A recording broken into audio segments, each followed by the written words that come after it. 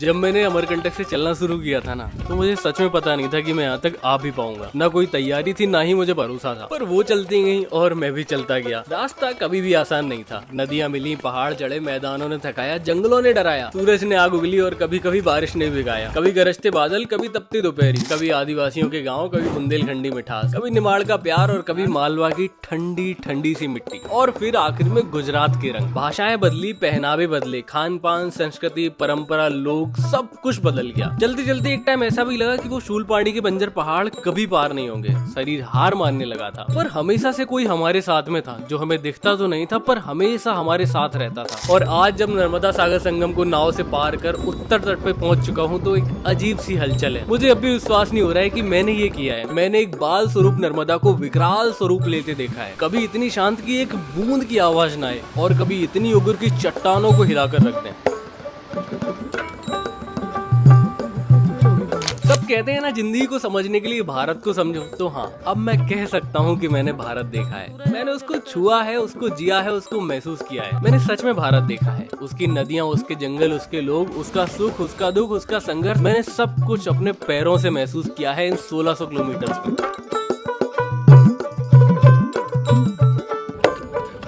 भाई कल की रात ऐसी थी ना, इतिहास में दर्ज हो गई। कल की रात रियल में मतलब वो कली की रात थी, राक्षसों की रात थी भाई। कभी नहीं भूलेंगे ऐसी रात को। एक तो इंडस्ट्री, अब बदबू के साथ इतना मच्छर पूरी रात में। पूरी रात में बस एक चीज़ का इंतज़ार कर रहा था, सुबह का, कि सुबह हो जाए जल्दी जल्दी। और जब सुबह हुई ना, तो ऐसा लगा भाई धर्म पर मतलब अधर्म पर धर्म की जीत हो गई, हम बच गए। ऐसा लगा सारे युद्ध जीत गए। बहुत डरावनी सी रात थी। बहुत मतलब इस परिक्रमा में भाई बहुत कुछ देखना पड़ सकता है। मतलब इतने अच्छे लोग भी मिलेंगे कि भाई अपना आसन तुम्हें दे दें, और कुछ ऐसे लोग भी मिलेंगे अंदर कुत्ते को लेटा लेंगे, लेकिन तुम्हें बाहर फेंक देंगे मच्छरों के लिए, मच्छरों का शिकार करने के लिए। भाई साहब मर गए रात में। भोपाल में इतनी बड़ी जब गैस त्रासदी हुई, तो भाई उसमें कितने लोग मारे गए। आज भी भाई रेडिएशन की वजह से वहाँ पे मतलब उसके जो प्रभाव है वो दिखते हैं। फिर भी अपने देश में ना, अभी जैसे मैं पीछे होके आया भाई, बिल्कुल इंडस्ट्री के ऐसा लग रहा है बीच में, बिल्कुल गोद में बिल्कुल पूरी कॉलोनी बसी है। ठीक है, बहुत सारे हज़ारों लोग रहते हैं। अब ऐसी सिचुएशन भाई, कुछ इमरजेंसी आए, निकलने का भी रास्ता नहीं मिलेगा। रास्ता क्या भाई, पता ही नहीं चलता कि कब क्या हो गया। इंडस्ट्री भाई जितनी ज़रूरी है, लेकिन इनसे दूर रहना, मतलब जो कॉलोनीज़ है ना जो ह्यूमंस की, भाई वो दूर होनी चाहिए हमेशा। और यही जैसे यूएसए वगैरह में है ना, तो इंडस्ट्रियलिस्ट एरिया से ना दूर ही रहते हैं भाई, उनका बिल्कुल बसाव दूर ही बनाया जाता है।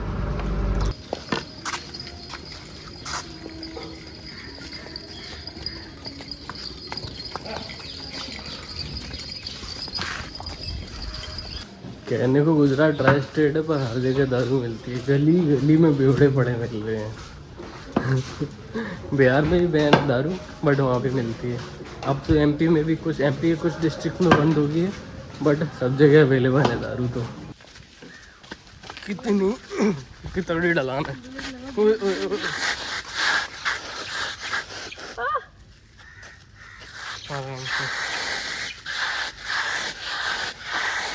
सारे बड़े शहरों की एक ही समस्या है, मतलब परिक्रमा में, कि रुकने की प्रॉब्लम होती है बड़ी सिटीज़ में। वैसे मुझे पता नहीं था मतलब भारूच इतनी बड़ी सिटी है। यहाँ पे आके लगा अरे भाई। वैसे गुजरात के कोस्टल एरियाज़ में सभी बड़ी सिटीज़ हैं मे बी। ये सब पूरा वेस्ट निकल रहा है, नाले निकल रहे हैं, सब मिला दो। एमपी में जब तक नर्मदा जी बहती तब तक एकदम क्लीन है। जैसे गुजरात में इंटर हुई, पानी बेकार कर देते हैं पानी। यहाँ पे ऐसा है ना कि जब यहाँ पे एक टेंपल है झूलेलाल जी का। झूलेलाल जी मतलब सिंधी लोग जो होते हैं, जब देश की आज़ादी के बाद, पार्टीशन के बाद, जब भाई वो एक तरफ से हिंदुस्तान से मुस्लिम पाकिस्तान जाने लगे, और पाकिस्तान से जितने हिंदू और माइनॉरिटीज़ थे वो हिंदुस्तान आने लगे। उन्हीं में से एक थे सिंधी।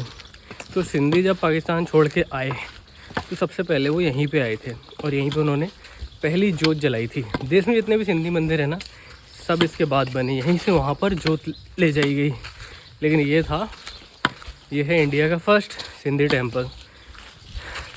क्योंकि सारे सिंधी लोग उस टाइम पे पाकिस्तान में रहते थे। सिंधी मतलब नाम से स्पष्ट होता है कि मतलब सिंध नदी, इंडस, इसीलिए वो उसी इलाके के थे। फिर पार्टीशन के बाद वो इधर आ गए।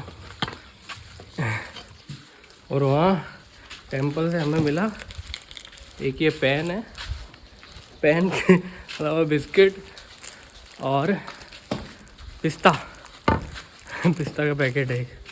गिर ना जाए, मतलब ऐसा माना जाता है कि झूलेलाल जी पे ही पेन अर्पित किए जाते हैं, फिर लोगों में बांटे जाते हैं।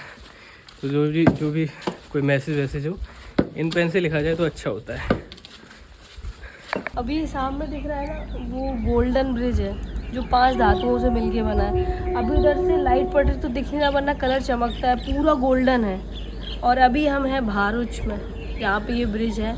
और अभी हम शंकराचार्य मठ में हैं, उसके पीछे से हम ये देख रहे हैं। उस पर ट्रेन निकल रही, वो भाई वो वर्किंग में है, सोचो तो ट्रेन निकल रही, इसको वो देखो।